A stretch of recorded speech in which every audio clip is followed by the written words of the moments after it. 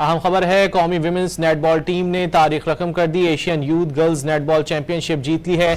जनूबी कोरिया में खेले गए फाइनल में पाकिस्तान ने मालदीव को 35 के मुकाबले में 65 पॉइंट से शिकस्त दी। कौमी टीम टूर्नामेंट में नाकाबिले शिकस्त रही। कौमी जीत का स्कोर पहला क्वार्टर 17-5, दूसरा क्वार्टर 34-17, तीसरा क्वार्टर 45-23 और चौथे क्वार्टर में 60-35 रहा। कौमी विमेंस नेटबॉल टीम ने तारीख रकम कर दी है। Asian youth girls netball championship जीत ली है। जनूबी कोरिया में खेले गए फाइनल में पाकिस्तान ने मालदीव को 35 के मुकाबले में 65 पॉइंट से शिकस्त दी। कौमी टीम टूर्नामेंट में नाकाबिले शिकस्त रही। कौमी टीम के जीत का स्कोर पहला क्वार्टर 17-5, दूसरा क्वार्टर 34-17, तीसरा क्वार्टर 45-23 और चौथे क्वार्टर में 60-35 रहा। पाकिस्तान